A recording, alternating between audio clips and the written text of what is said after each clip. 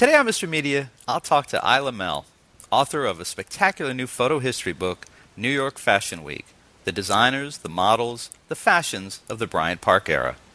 Stick around. I think you'll be surprised how much I know about fashion. And second thought, no you won't.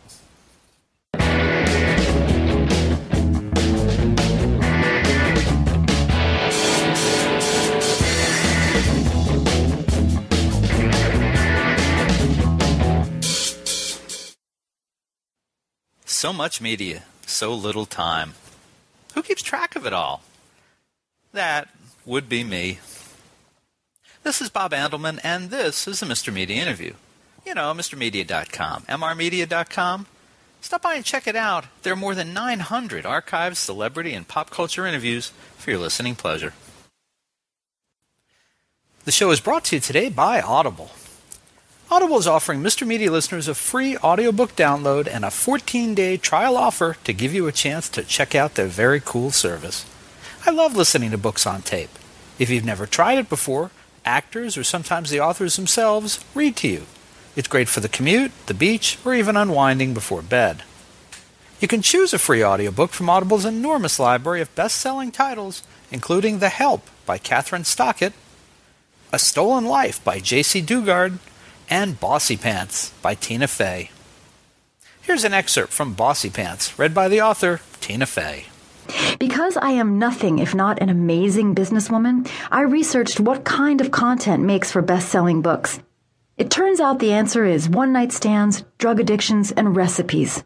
Here, we are out of luck. But I can offer you lurid tales of anxiety and cowardice. Why is this audiobook called Bossy Pants? 1, because the name 2.5 Men was already taken. And 2, because ever since I became an executive producer of 30 Rock, people have asked me, is it hard for you being the boss? And is it uncomfortable for you to be the person in charge? You know, in that same way they say, gosh, Mr. Trump, is it awkward for you to be the boss of all these people? I can't answer for Mr. Trump, but in my case, it is not. You can also download The Profiler, written by famed criminal profiler Pat Brown and yours truly, which Pat will read to you personally. To download your free audiobook today, go to audibletrial.com/radio. Again, that's audibletrial.com/radio for your free audiobook. Mr. Media is recorded live before a studio audience of women who were pumped up by today's topic, only to be deflated when they discovered the show is still hosted by me in the new media and fashion capital of the world, St. Petersburg, Florida. No one is less qualified to host a show about fashion of any kind than me. I'm still wearing t-shirts that were cool in 1984. My idea of appropriate apparel for a Saturday night on the town is a pair of Levi's and a well-worn polo shirt, preferably one with a University of Florida gator, not the Lacoste brand. If I have to wear a tie, it likely features a cartoon character created in the 1930s. I prefer white, even after Labor Day. But I understand there's a compelling mystique and magic surrounding New York's annual Fashion Week event, which runs this year from September 8th to 15th. Besides drawing the latest fashions and top designers from the world over, it also attracts a ton of media and celebrities, making an event that appeals to me on, a certain level. And since I am LLMM, ladies love Mr. Media, I must fulfill the needs of my audience. All that, and I've seen episodes of Ugly Betty and Sex and the City that were apparently filmed on location at Fashion Week over the years, making me an expert.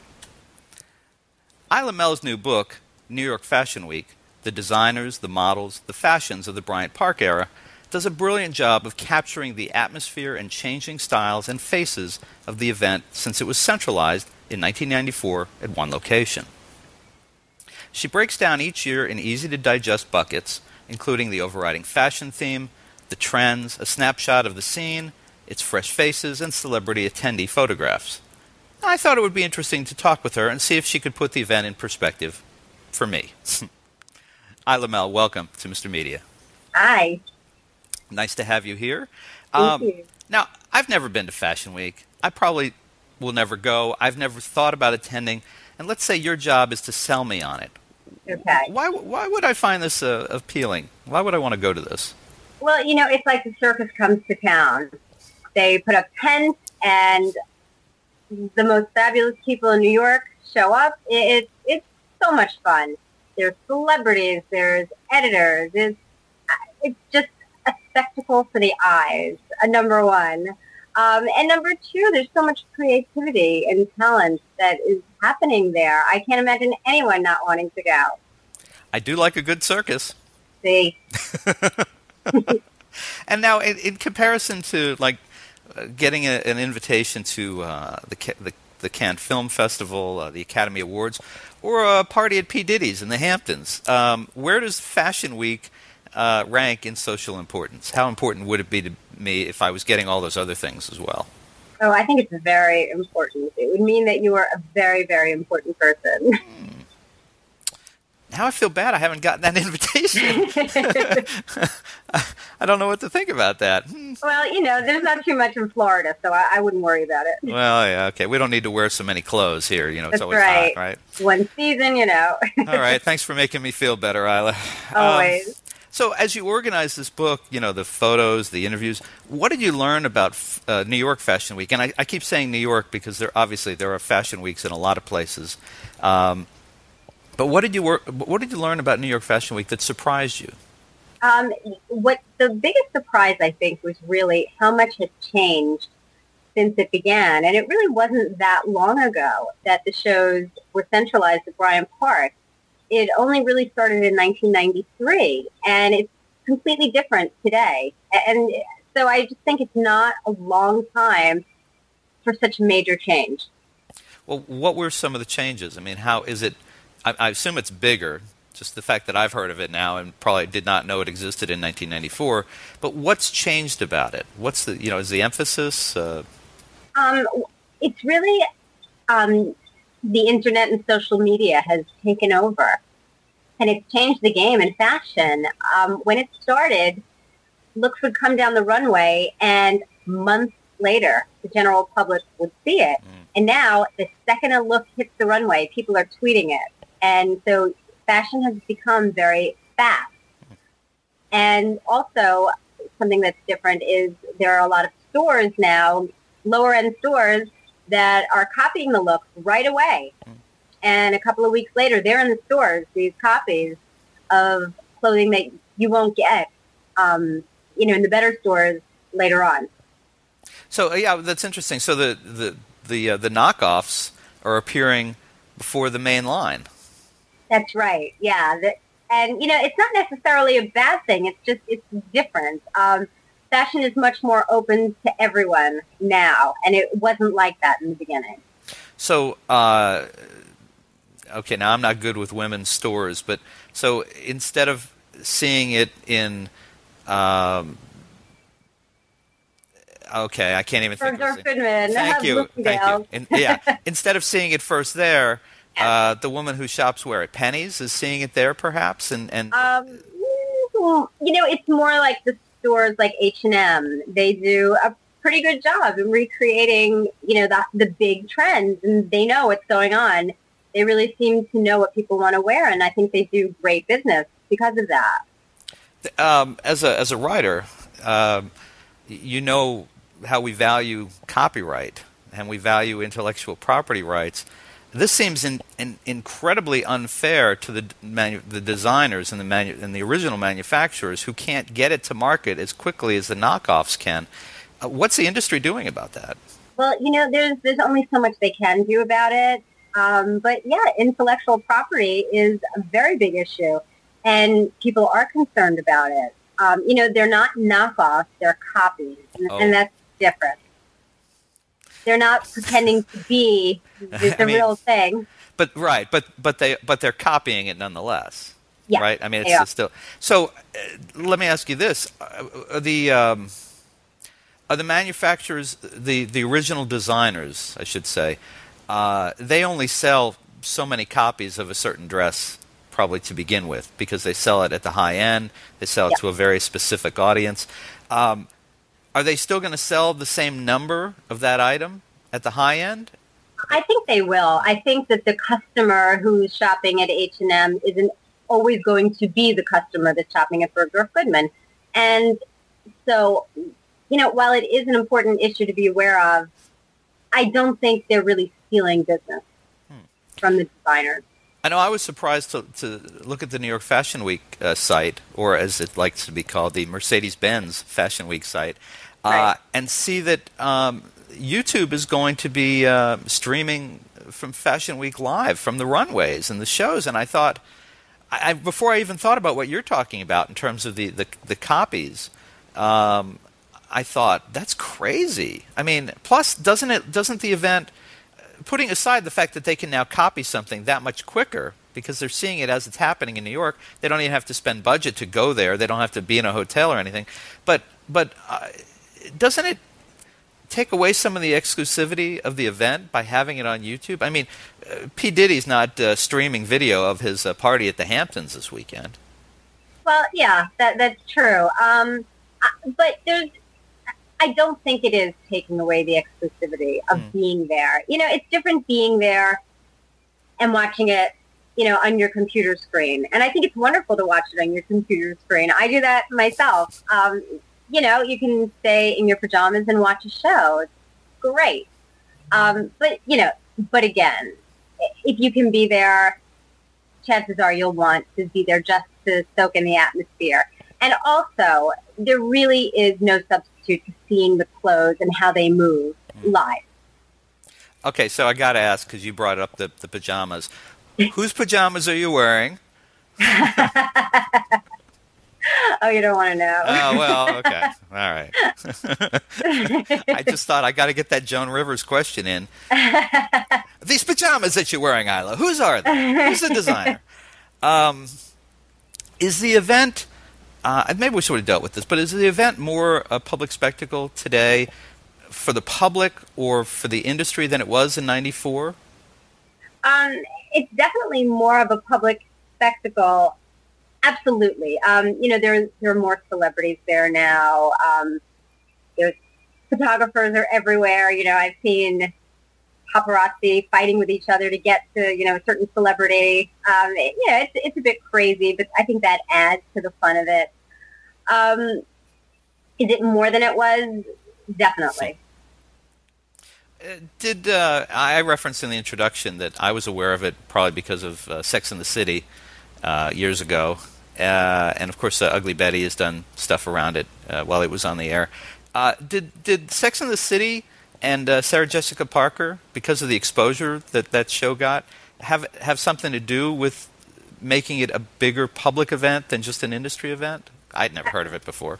Yeah, I think absolutely. I think because that show was so heavily influenced by fashion, absolutely. I think it really it helped to bring fashion to the mainstream. I think Sex and the City, Project Runway, I think these are things that were really important tools in bringing fashion where it is today.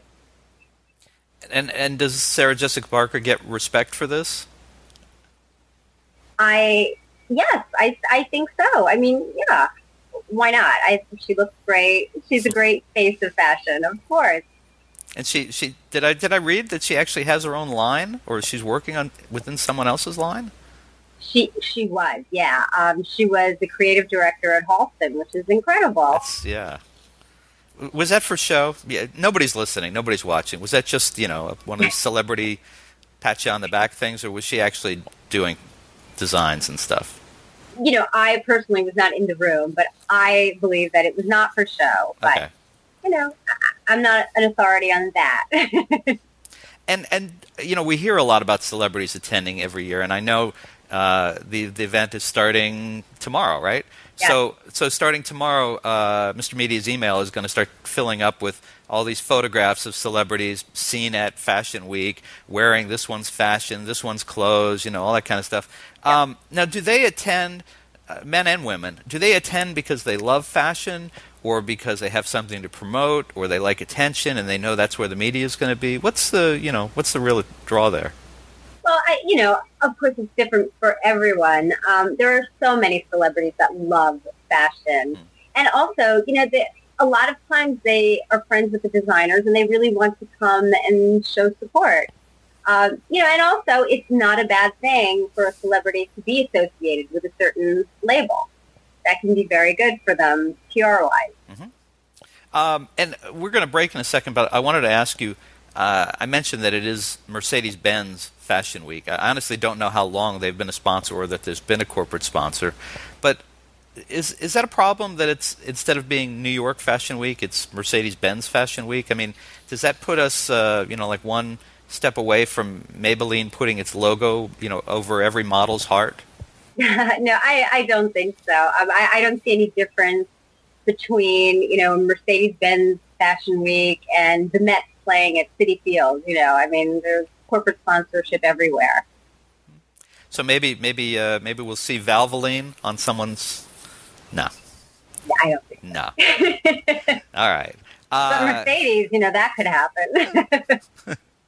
All right. Well, let's take a quick break. This is Bob Andelman, and you're listening to and hopefully watching the Mr. Media interview with journalist Eila Mell, whose new book is New York Fashion Week: The Designers, the Models, the Fashions of the Bryant Park Era.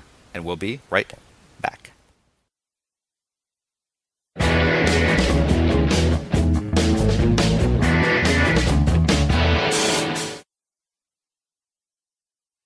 Hey folks, you can hear Mr. Media while on the go now with Stitcher Smart Radio. Stitcher is a free news and talk mobile app available for your smartphone, whether you use an iPhone, iPod Touch, Android, BlackBerry Curve, or Palm Pre. And when you download Stitcher to hear Mr. Media today, you have a chance to win some real money. Downloading is quick and easy. Just find Stitcher in your smartphone's app store. Download it, it's free, takes seconds.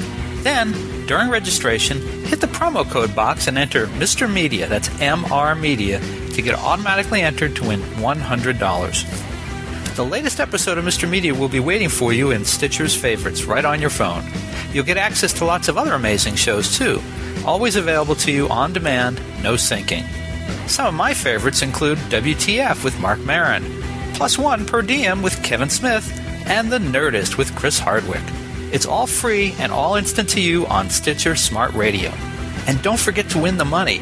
Enter promo code Mr. Media, MR Media, when you register. And thanks for listening.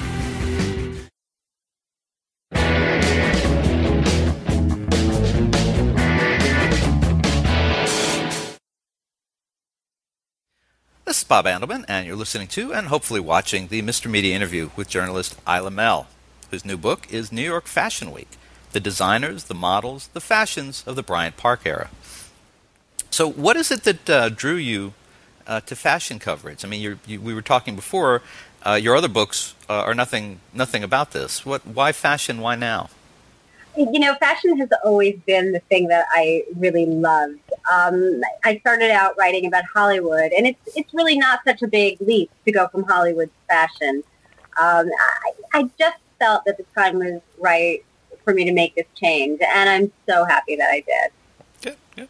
And who are some of, as we're looking at this year's Fashion Week and others, who are some of the designers and their wares, of course, that the attendees most look forward to year after year? You probably got a sense of that from your research. Yeah, absolutely.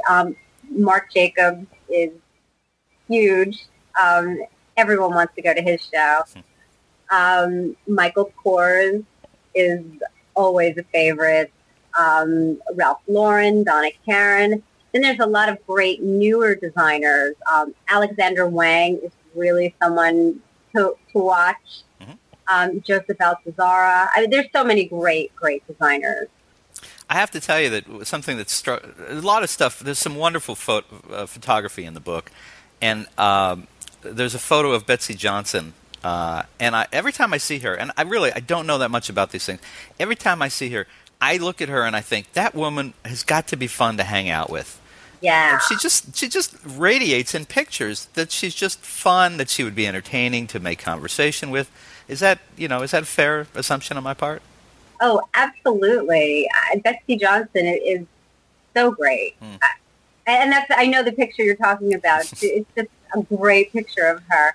I was really, really fortunate to work with two of the best photographers, Randy Brooke and Roxanne Lowitt. It's just been such a joy. Was it hard to get the rights to, you obviously worked with them, but was it hard to get rights to other photos for this book? Did it drive you crazy? You know what? It was not so terrible. I thought it was going to be much worse than it turned out to be. I had a lot of people, who really were angels on this project who were huge help to me. That's nice because photo rights these days are kind of a bear. Yeah. You mentioned. So I was asking you about who people look forward to seeing, whose work, and you mentioned that there are also nude designers. What I wondered is, has anyone looked at whether it actually turns out in the long run to be a good launching pad for new designers? For example, if I'm sure there'll be people who will launch this year for the first time. Has history shown that this is a good place to debut a line, or would they do just as well if they just, launched and marketed through the women's magazines or what have you? No, well, I think that it's absolutely a great place to launch.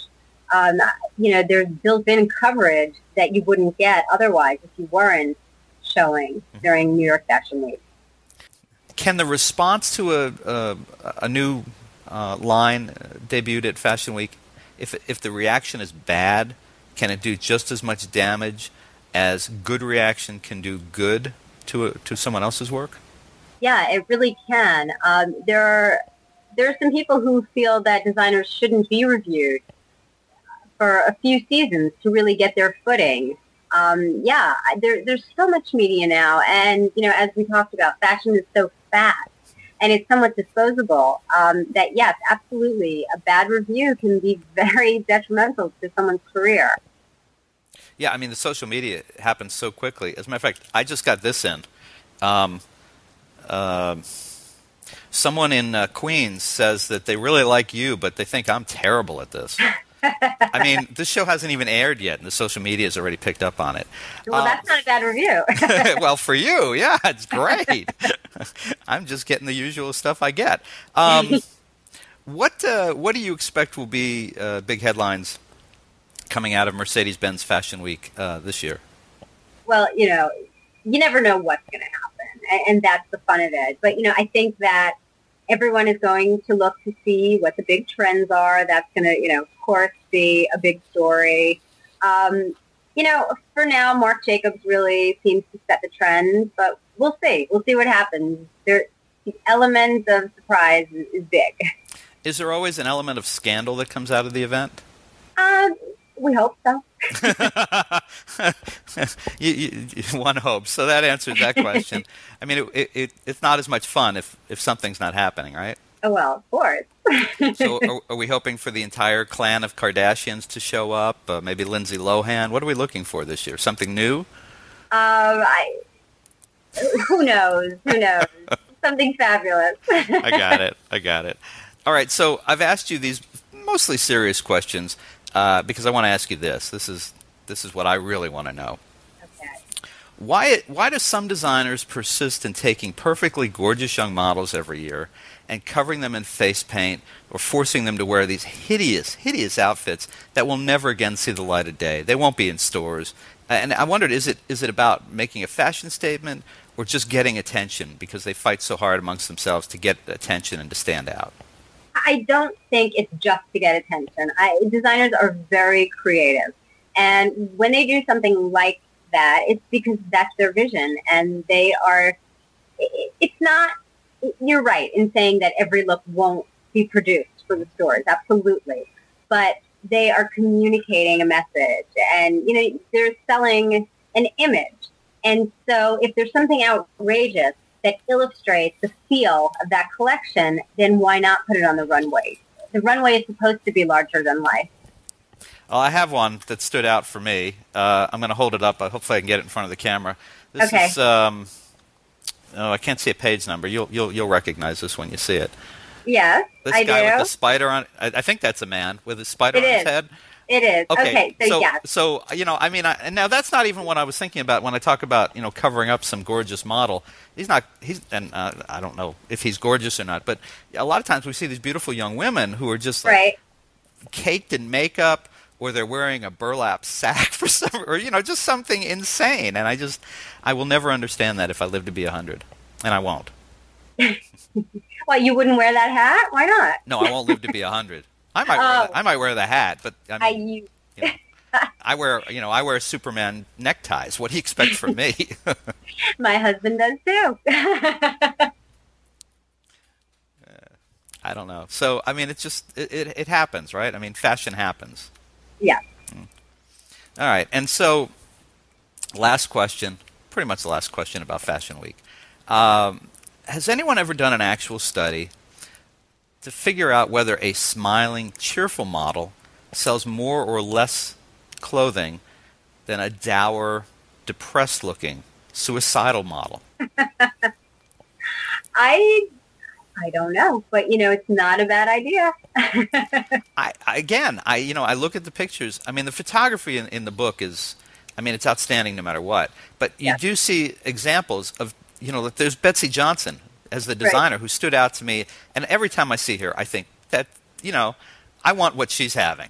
Yeah. But then then you see some of these young models. And Kate Moss, I think, used to do a lot of that kind of stuff, where she would just be like, she would just look like somebody just killed her dog, and there was a country music song about her, and I mean, she just looked so miserable. And then I see some of these models, male or female, and they look happy and cheerful, and I think, okay, if I want to go with the psychology of this, I want to be wearing what they're wearing because they look happy. I don't. Well, I in the model's defense, I don't think it's their decision of how they walk down the runway. Everything is directed. But that's what I mean. I mean, do we know? And I guess I'm sort of asking it in a serious way. Has anyone ever done the research to figure out which sells and which doesn't? I honestly don't know, but it's really an interesting question. Thanks. I got one good one in, kids. See, that was good. So, Eila, what's next for you? This was your first fashion book. Will there be more? What are you going to do after this? Well, this has just come out. There will be more. Right now I'm going to Fashion Week, and I'm so excited. And, after that, we'll see. Will you be signing books somewhere? Or? Yes, I will be. I will be launching this book at Bergdorf Goodman on Fashion's Night Out, which is tomorrow, September 8th, from 7 to 8:30. And I am so lucky because I'm going to have two incredible designers with me, Narciso Rodriguez and Tikkun Panichkal. So it's so great, and I'm still looking forward to it. Very nice. I assume that's PM, not AM? It's, for sure. I just want to be sure. All right. Well, folks, you can order Eila Mell's fascinating new book, and I really did enjoy it. I'm not. I have no reason to tell you otherwise. It's called New York Fashion Week: The Designers, the Models, the Fashions of the Bryant Park Era. It's in great bookstores everywhere, including Bergdorf Goodman tomorrow, if you're listening to this on September 8th. Well, no, it's on September 8th. She'll be at Bergdorf Goodman. And if you miss that, you can get it in great bookstores everywhere, or you can order it right now at a great price at MrMedia.com. Do you have a website? Are you on Twitter, Facebook, things like that? I am on everything, Twitter and Facebook, and I have a website, eilamell.com. All right. And we will make it easy because people will see the spelling of your name right here, right down here. All right. Right. Well, Eila, it was a lot of fun to talk to you. I feel like I actually learned something about fashion. I don't think I'll be changing what I wear as a result, but I will look at it with a more discerning eye each year. So, well, that's good. Thank you for that. And thank you so much for joining us on Mr. Media today. Thank you. It was so fun. My pleasure. Good to have you. Come back again. I will. All right. For more original interviews, surf over to our main website, mrmedia.com, mrmedia.com. And if you've enjoyed today's show, subscribe for free to Mr. Media via email, RSS, or iTunes, and you'll never miss a show. You can also download our new free Mr. Media mobile app in the Android market. And of course, you can always listen with a piece of string in a tin can in soap opera land. Show your support of Mr. Media by supporting our sponsors, including Audible. To download your free audiobook today, go to audibletrial.com/radio. Again, that's audibletrial.com/radio for your free audiobook. We're also supported by thepartyauthority.us. Call DJ Ira for all your party entertainment needs nationwide at 1-800-DIAL-DJs or visit their website, thepartyauthority.us. If you've got an idea for a guest, a comment on today's show, or would like to advertise on Mr. Media, email me directly at bob@mrmedia.com. You can also call our 24-hour listener line, 727-498-4711. Some messages may be used in an upcoming show, and unless you live next door to Mr. Media, it's probably a toll call. You can also follow Mr. Media on Facebook, Twitter, or our new YouTube video channel. Thanks so much for joining us today. Really appreciate you sharing a piece of your day with Mr. Media. Thanks for listening.